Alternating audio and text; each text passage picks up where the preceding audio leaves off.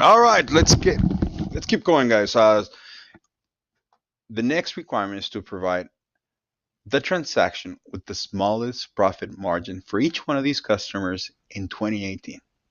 So we've used the function minimum in the past, right? The min function finds the minimum value in a range. We're doing the same thing here, but we're going to add a set of criteria to eliminate everything else that does not match those transactions. So we're filtering out a set of transactions and then finding the minimum amount within those transactions. So I'm going to use the min ifs because we're going to add more than one criteria. Uh, I really want to just grab the rest. I mean, the range would be, where is my profit margin range? Well, it is sitting on our transactions table, right? Right here from J1 to J1000. The next is the criteria range. Well, I'm going to once again grab the name from B1 all the way to B1000, and I want it to match my customer summary. Let me hide all this stuff. I want it to match the customer uh, name in our customer summary sheet, right? And then I have to go back to my transactions date and grab the column of E, right? Because we're going to use E1 to E1000. And I'm going to use the same criteria. We're going to say this has to be greater than or equal to 1/1/2018.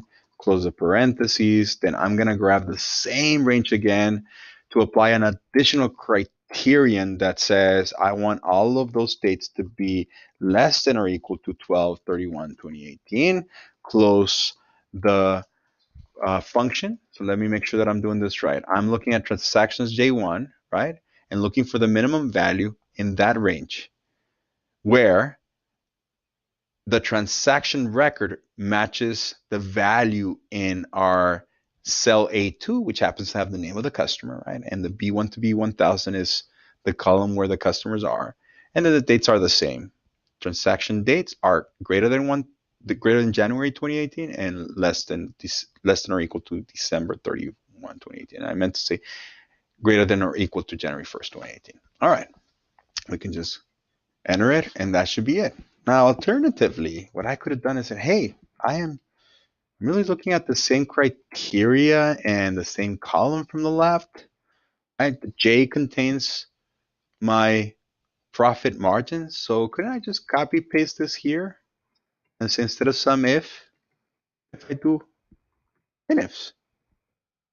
So I'm finding the minimum value in this range with the same criteria as the left. I just want to make sure I'm not making a mistake. So why don't I just keep copying and pasting? But I wanted to show the long way and the easy way. Copy paste everything else. Everything's anchored. I don't have to worry about the anchors anymore. I'm going to stop the video.